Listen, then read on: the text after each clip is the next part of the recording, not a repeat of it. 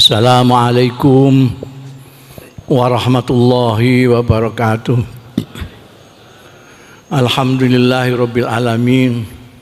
Wassalatu wassalamu ala asrafil anbiya'i wal mursalin sayyidina wa maulana Muhammadin wa ala alihi wa sahbihi ajma'in. Amma ba'd. Hadaratil afadil, sadatil masyayikh wal asatidzah wal ustadzat, wa fil muqaddimah sahibul fadilah syaihu hadzal ma'had Kiai Abdul Hakim Mahfudi Ma'izzuh, Bapak Wakil Menteri Agama, Ibu Gubernur, Ibu Wakil Gubernur dan segenap pejabat yang hadir baik sipil TNI maupun Polri, ibu-ibu, bapak-bapak, saudara-saudaraku semuanya, teristimewa keluarga besar Bani Hashim, Bani Wahid dan Bani Abdurrahman Wahid yang saya cintai. Pertama-tama saya harus memanjatkan puji syukur kehadirat Allah Subhanahu wa taala yang telah memperkenankan saya pada malam hari ini sowan di majelis yang berkah ini untuk bersama-sama panjenengan semua memperingati Khaul almarhum wal maghfurlah Gus Dur Kiai Haji Abdurrahman Wahid yang ke-16. Mudah-mudahan perjumpaan kita pada malam hari ini mendapat ridho dari Allah Subhanahu wa taala, barokah manfaat fid dini wa dunya wal akhirah. Tadi anak saya Yeni Wahid bertanya-tanya kenapa Gus Dur seperti itu. Sebetulnya jawabannya itu menurut saya itu memang Gusti Allah menyintainya. Jadi kalau Gusti Allah menyintai hambanya, Allah bersabda kepada malaikat Jibril, aku menyintai. Maka malaikat Jibril mengatakan kepada para malaikat, Allah dan saya menyintai, maka kalian cintailah. Lalu orang-orang di dunia pun menyintainya. Jadi saya tidak akan mengatakan Gus Dur wali, sebab saya takut nanti saya dianggap wali. Sebab layak riful wali illal wali. Saya hanya mengatakan bahwa kalau saya itu kumpul Gus Dur sejak di Mesir. Bahkan ketika Gus Dur itu kayak kucing memeti itu di Jakarta itu gonta-ganti kontrakan. Selalu kalau saya ke Jakarta mesti ke tempatnya Gus Dur. Gus Dur tidak mempunyai amaliyah yang membuat dia menurut teks itu dicintai oleh Allah. Misalnya sholat sunatnya qobliyah, ba'diyah, duha, enggak. Sebab dicintai Allah itu ada dua. Ada yang dari sisi kita berusaha. Caranya sampai sholat fardu dinus tambahi dengan nawafil, insya Allah jadi wali. Tapi ada yang dia dari sana, dari atas, memang disuka, dipilih. Menurut saya itulah Gus Dur. Wong sembayangnya ya biasa-biasa saja, wiridannya ya dititipkan orang. Gus Dur itu duitannya banyak tapi dititip orang. Ini dibaca iki macam ping 35.000 bagi mbek kanca-kanca. Saya tahu karena saya kawannya. Jadi Gus Dur itu dengan kata yang singkat, Gus Dur itu adalah orang yang sudah selesai dengan dirinya. Gus Dur itu adalah orang yang sudah selesai dengan dirinya. Sekarang ini banyak orang yang ilmunya banyak, umurnya panjang, tapi belum selesai terus, tidak kunjung selesai dengan dirinya. Masih urusan dirinya saja, nggak selesai-selesai. Gus Dur itu adalah tokoh yang sudah selesai dengan dirinya. Karena itu tidak ada yang repot bagi Gus Dur. Ucapannya yang viral itu, gitu aja kok repot. Artinya tidak ada yang repot untuk Gus Dur. Ada yang menyebut Gus Dur itu ya pokoknya kemanusiaannya itulah, ada yang demokrasinya itulah, toleransinya itulah. Tapi menurut saya ya memang karena beliau dicintai oleh Allah Subhanahu wa Ta'ala. Itu sampai ada guyonannya Cak Nun itu sampai sekarang Gus Dur itu belum pernah didatangi Mungkar Nakir, belum pernah ditanya Mungkar Nakir, karena masih ada saja orang yang di situ. Konon kabarnya katanya Ainun itu malaikat Mungkar Nakir itu nanti menanyai orang yang sudah ditinggal orang. Kalau yang ngantar sudah pergi semua, baru malaikat Mungkar Nakir tanya marah buka segala macam. Nah ini mulai dimakamkan itu terus nggak ada orang yang pergi, jadi nggak ditanya-tanya sampai sekarang, kata Cak Nun. Jadi sampai sekarang kan Gus Dur belum ditanya-tanya sama Mungkar Nakir. Mungkin juga sungkan sendiri ya.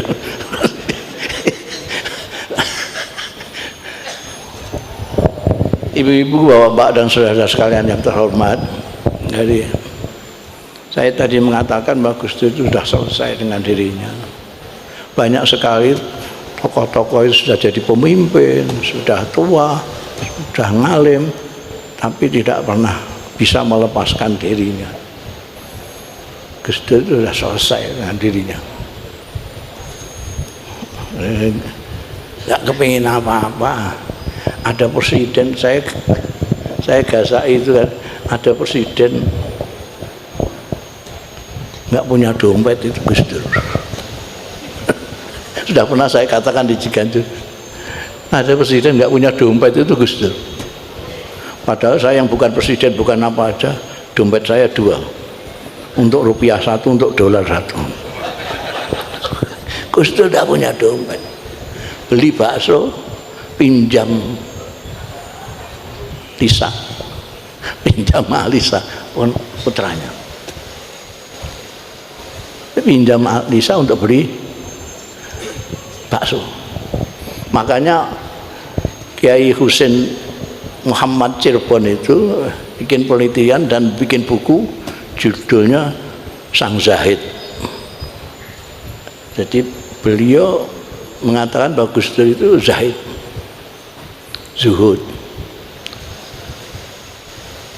Saya bilang sampean bikin buku begini ini nggak laku. Loh, saya cari duit. Iya, sama buku kan sampean cetak kan sampean jual. Itu tidak akan laku, saya bilang itu. Orang lagi senang-senangnya dunia kok sampean ajak ngomong zuhud. Zuhud itu tidak kemantil dunia. Mana payu bukumu. Dan betul saja, sampai sekarang nggak payu.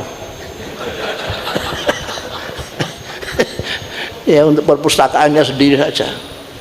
Itu ada penelitiannya Kiai Husain Muhammad tentang Gus Dur. Gus Dur itu zuhud. Dan memang jeli Kiai Husain itu. Gus Dur itu memang ya itu tadi, tidak punya dompet, beli bakso pinjam sama anaknya. Padahal dulu waktu di Mesir itu selalu menraktir saya kemana saja. Jadi kalau ke warung, ke kafe, dia selalu punya duit. Saya heran, ini podo-podo beasiswa ini podo wolong pone kok iki nraktir terus. Mungkin ada kiriman dari Indonesia, saya nggak tahu ya. Pokoknya dia sugih duit. Pada waktu di Mesir itu jadi mahasiswa sugih duit. Jadi presiden kok malah gak di duit, aneh banget ya. Itu kena tinggal buku, nulis buku, bukan presiden gak di duit. Jadi mahasiswa duit akeh. Jadi presiden malah gak di duit.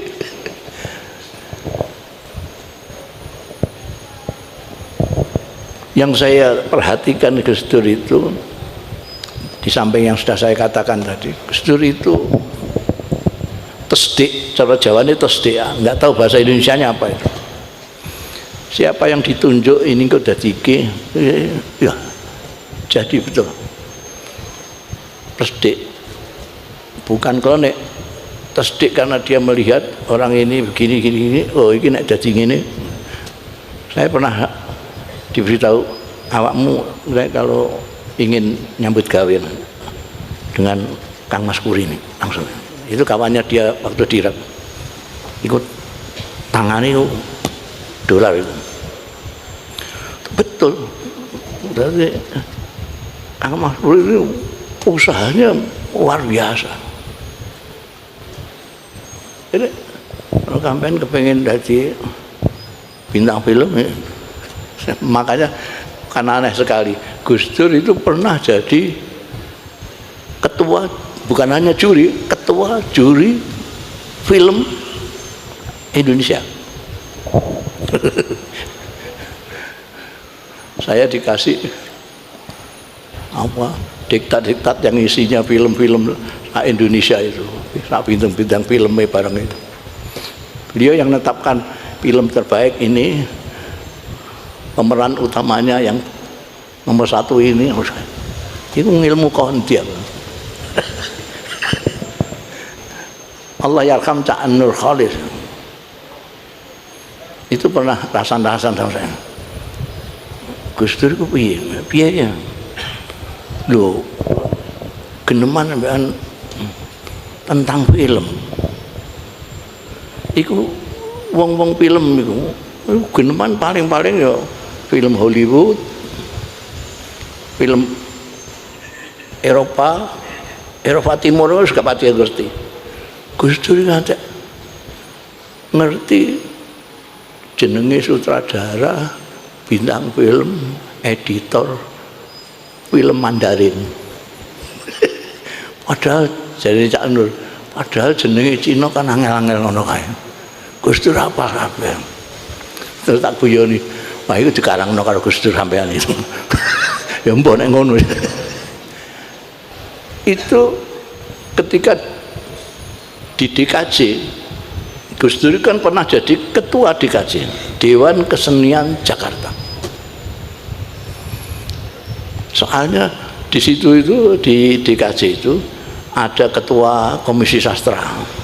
Waktu itu almarhum Abdul Hadi WM. Ada komisi musik, ada itu almarhum Sukaharjana. Ada film Ami Priyono, banyak lah.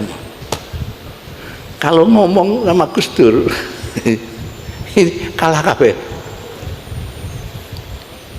Misalnya Ami Priyono ngertine yo film barat, kalau film Eropa Timur.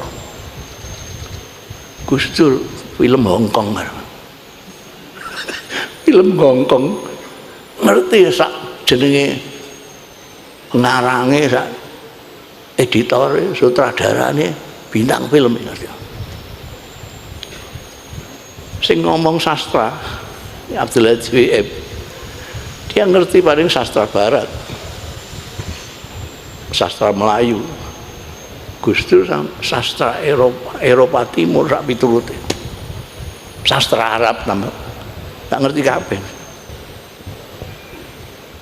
Ketika DKJ di tim itu mengadakan Malam Palestina, Gus Dur bicara tentang sastra Arab, orang melongo kabeh.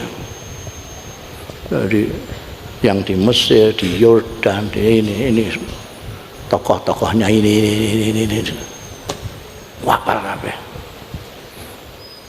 Padahal saya yang terkenal penyair aja nggak ngerti. Dia tahu semua. Jadi di NU itu juga gitu. Di NU ini ada tokoh yang seperti Dr. Fahmi, itu Kang Masnya punya Ida. Dr. Fahmi itu bukan hanya kawan saudara, tapi saling menghormati dua-duanya ini. Dua-duanya itu dulu mengimpikan jauh hari, dua-duanya, baik Mas Fahmi maupun Gus Dur, masing-masing itu mencalonkan masing-masing untuk jadi presiden. Jadi jauh hari itu Dr. Fahmi sudah mencita-citakan Gus Dur jadi presiden. Sampai saking kepinginnya itu Gus Dur dimasukkan ke MPR. Waktu itu Dr. Fahmi kan dekat sekali dengan Pak Parjo Rustam, terus siapa itu wakil presidennya Pak Harto itu, orang-orang Golkar itu. Dia bisa masukkan lah. Gus Dur, sampean masuk MPR ya Gus. Sampean tanya Gus Mus dulu. Kalau Gus Mus setuju, saya mau. Kalau enggak. Dr. Fahmi ke saya. Sampean kan setuju kan? Belum sudah begitu. Sampean nggak setuju kan? Kalau Gus Dur masuk di MPR? Enggak. Saya langsung enggak setuju aku. Loh kenapa? Gus Dur tidak akan bisa mempengaruhi mereka yang di Senayan itu. Malah jangan-jangan Gus Durnya malah yang terpengaruh. Kata Dr. Fahmi, saya kaget. Itu yang kita harapkan, Gus Dur terpengaruh mereka. Loh piye maksudnya? Loh sampean kan lihat tahu sendiri kan. Dia mau ngisi seminar yang datang pakai Mercedes, pakai BMW segala macam. Gus Dur gelantungan, yang narasumbernya gelantungan bis, bajunya batik cekak, sing wis seminggu gak salin, sandalan sisan, toko yang pakai mobil. Nah itu kan seniman. Nah kita itu kan ingin Gus Dur tidak jadi seni, tapi jadi pemimpin bangsa. Terus maksudnya ya kok bukan leponan ini MPR terpengaruh apa? Loh artinya biar dia bisa sepatunan, bisa dasinan. Dan ternyata betul Dr. Fahmi. Akhirnya ketika jadi presiden, Gus Dur bisa sepatu necis, bisa dasian segala macam. Coba kalau tidak diajari pada waktu itu di MPR, Gus Dur masih sandalan. Jadi ketika dilantik ya presiden sudah bisa sepatunan beliau. Saya yang pertama kali mendapat kesempatan untuk mengucapkan selamat kepada presiden yang baru dilantik. Saya sandalan. Ditahan tak mau. Orang istana ditahan. Kok pakai sandal Pak? Loh presidenmu pakai sepatunan aku nih. Coba lihat dulu presidennya masih sudah sepatunan Pak belum? Kalau sudah sepatunan saya tak sepatunan. Saya itu menyesuaikan diri dengan presiden sampai. Ya Allah, Gus Dur itu sudah selesai dengan dirinya sendiri. Yang ada hanya memberi, nggak ada pamrih apa-apa, nggak kepingin apa-apa. Itu Gus Dur sudah selesai. Padahal sekarang itu banyak orang yang nggak selesai dengan dirinya. Padahal wis sugih, wis pinter, wis jabatannya tinggi, tapi nggak selesai dengan dirinya. Masih saja terkungkung oleh dirinya sendiri. Itu yang saya perhatikan Gus Dur itu. Kalau tadi dikatakan apa namanya, Yeni itu Gus Dur itu ikhlas itu. Ya bolehlah dilihat ikhlas juga biar, tapi sebetulnya Gus Dur itu ya itu ditunjuk dari atas. Ana uhibbu hadzal rajul wa ahibbu. Maka Jibril bilang Allah wa ana uhibbu wa ahibbu. Lalu orang-orang pun menyintai Gus Dur sampai sekarang. Sampai sekarang. Dulu itu ada perempuan yang ke makam sini nangis-nangis. Minta maaf, Gus. Ngapunten, rombian mboten milih jenengan. Banyak sekali cerita-cerita sesudah Gus Dur itu wafat.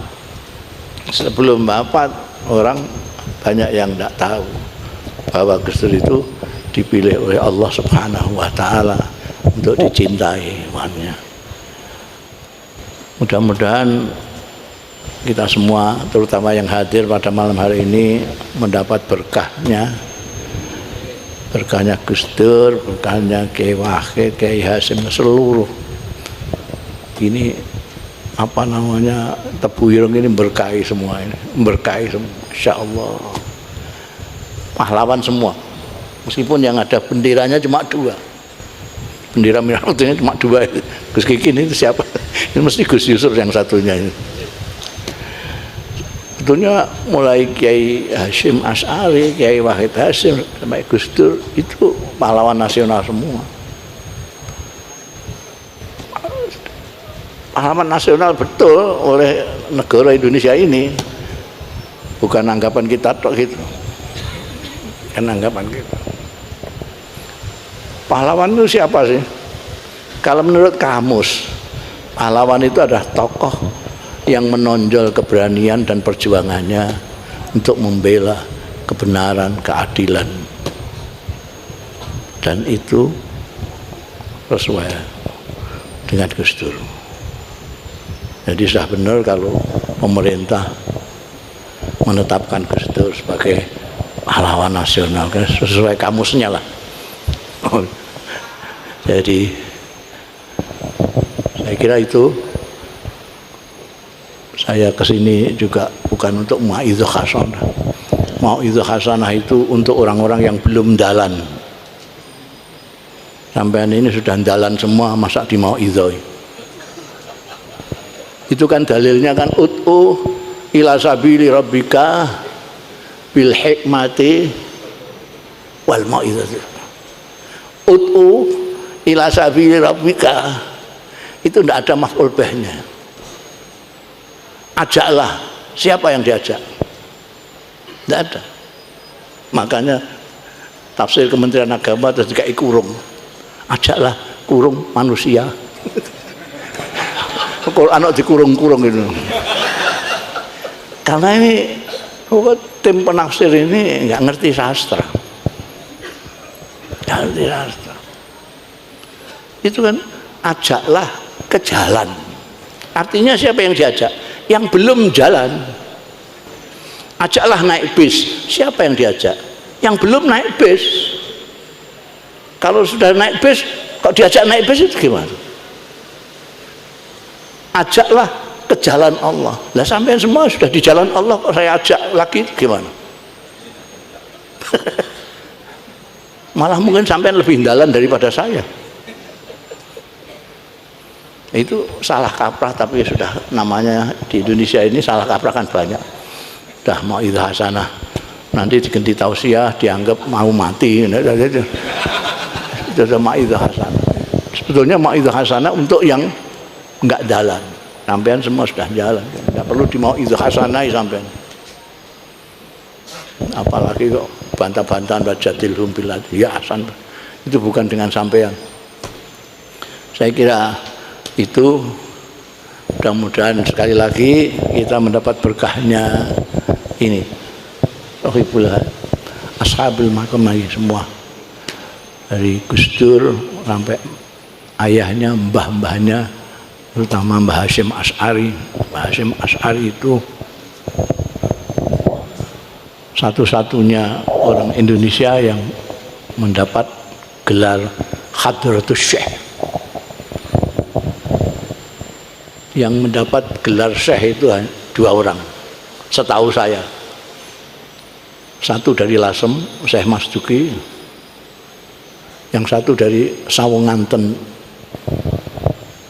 Cilacap, Syekh Mas'ud. Kalau Hadratus Syekh masih dulu lakop untuk kiai-kiai yang sudah dugdeng Syekh, lebih dugdeng lagi Hadratus Syekh. Dan sampai sekarang belum ada yang dugdeng.